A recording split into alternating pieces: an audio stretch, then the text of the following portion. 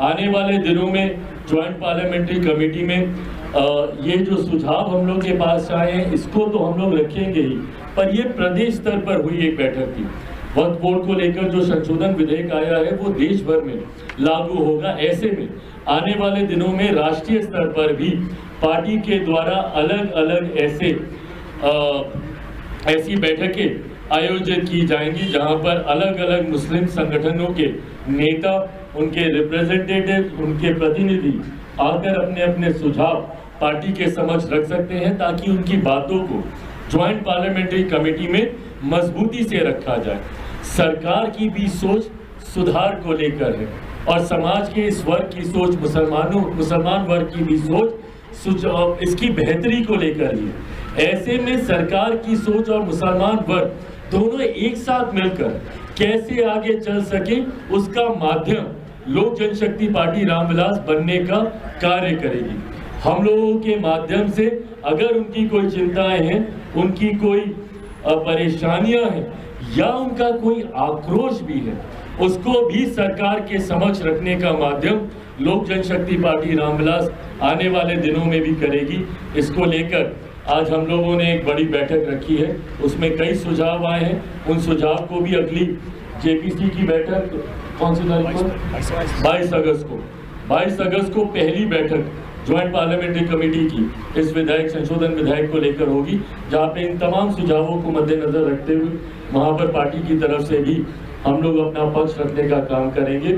अंत में बस इतना ही कहूँगा कि समाज का कोई भी वर्ग हो, अनुसूचित जाति हो, अनुसूचित जनजाति हो, पिछड़ा वर्ग हो, अति पिछड़ा वर्ग हो, मुसलमान वर्ग हो, अल्पसंख्यक समाज से आने वाले किसी भी धर्म के लोग हो, मेरी सरकार और मेरे प्रधानमंत्री आदरणीय नरेंद्र मोदी जी जब सबका साथ, सबके विकास, सबके विश्वास की बात करते हैं तो सही मायनों में वो सबके सुझावों को साथ लेकर आगे बढ़ने का काम करते हैं। और ये तमाम फैसले जो लिए जा रहे हैं, जेपीसी की बात हो या आज उस नियुक्ति को रद्द करने की बात हो, मेरे प्रधानमंत्री जी ने इस बात को पुनः साबित किया है, इस बात को पुनः प्रमाणित किया है कि जब हम सबका साथ, सबके विकास की बात करते हैं तो सही मायनों में देश का हर एक व्यक्ति 140 करोड़ जनसंख्या को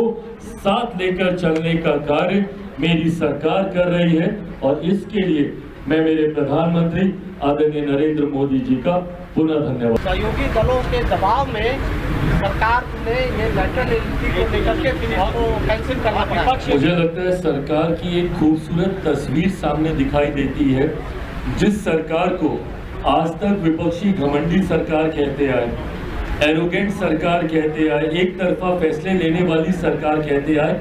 ऐसे में मेरी सरकार ने ये साबित किया है कि सबके सुझावों पर चलने वाली ये सरकार है। अगर सरकार से कभी कोई ऐसा फैसला लिया भी जाता है जो संभवतः सहयोगी या जानकारी के बाद सरकार को लगे कि इस पे हम लोग को पुनः विचार करने की जरूरत है, ये सरकार इतनी फ्लेक्सिबल है, ये सरकार इतनी सुनने वाली सरकार है कि सुनकर जो सही फैसला होता है वो फैसला ये सरकार लेती है।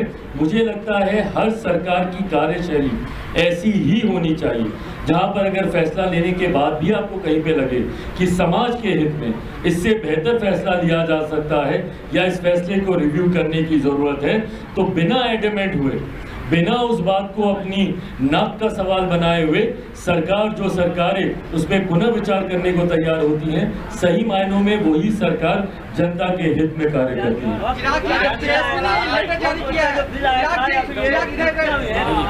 आप लोगों का सुझाव लिया गया था क्या? उसमें सुझाव लिया गया था? वक्फ बोर्ड का जब ये आया था उस वक्त मेरी पार्टी ने प्रमुखता से इस बिल को टेबल करने से पहले ही इस बात का सुझाव सरकार के समक्ष रख दिया था कि इसको कमेटी में भेजा जाएगा। तो हम लोग को इसमें कोई आपत्ति नहीं है, क्योंकि उस वक्त जो हमारी चर्चा भी हुई थी तमाम स्टेक होल्डर से, सबकी मंशा यही थी कि इसको कमेटी में भेजना चाहिए ताकि इसको बेहतर, मजबूत और सशक्त बनाने के लिए तमाम सुझावों का आदान प्रदान हो। ये बात सरकार को टेबल करने से पहले ही कम्युनिकेट कर दी गई थी। सर, क्या इस सरकार ने बारी से बारी ये लैटरल एंट्री वाला हो रहा है। हाँ, तेजस्वी यादव ने ये लेटर जारी किया है, केंद्रीय कृषि विभाग का है, जहाँ पर जिला आरक्षण की जा रही है और साजिश बताया उन्होंने कहा है कि आरक्षण को खत्म कर देना चाहती है। देखिए विपक्ष सिर्फ अब ये मुद्दे उठाता रहेगा। ये वही विपक्ष है ना, जैसा मैंने कहा कि इसके दरवाजे किसने खोले। आज अगर इतनी चिंता है आपको तो क्यों इसके दरवाजे आप खोल रहे थे? जब इन रास्तों को आप खोल रहे थे क्यों आपने खोला?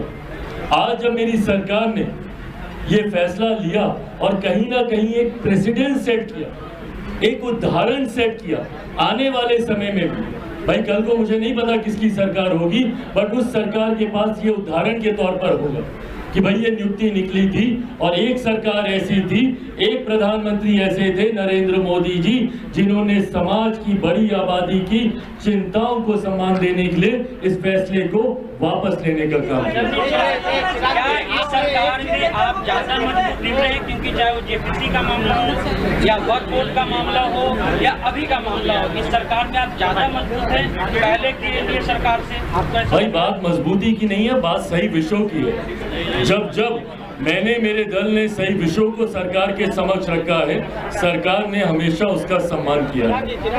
देखिए आने वाले दिनों में सरकार का क्या फैसला होगा वो चर्चा के बाद ही मैं आप लोगों के समक्ष रख सकता हूँ। केंद्रीय मंत्री के तौर पर मैं कोई ऐसी बात नहीं बोलूंगा जिसकी जानकारी फिलहाल नहीं होगी।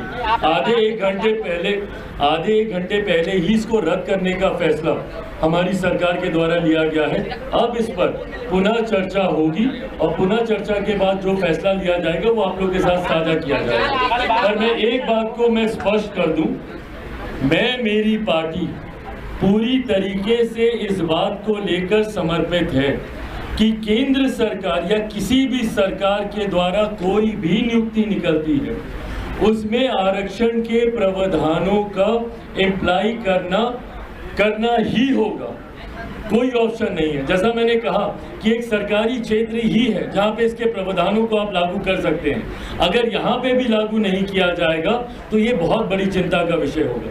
तो ऐसे कोई भी सरकारी नौकरी इसमें निकले उसमें इसको इम्प्लीमेंट किया जाना चाहिए। नहीं किया जाता है तो मेरी आपत्ति रहेगी ही रहेगी। लोग लगातार अब मांग उठा रहे हैं कि चिराग पासवान जी ने मुख्यमंत्री नीतीश कुमार से भी मुलाकात की। इस मामले में आगे क्या?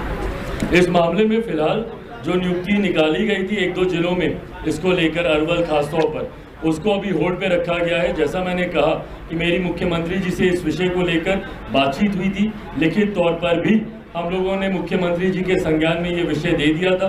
मुझे लगता है ये मामला विचाराधीन है, कोई नई नियुक्तियाँ इसके ऊपर अभी नहीं हुई हैं और इस बात को हम लोग सुनिश्चित करेंगे कि जो व्यवस्था पहले जैसे थी ये वैसे ही चले, चौकीदार और दफादारों को लेकर।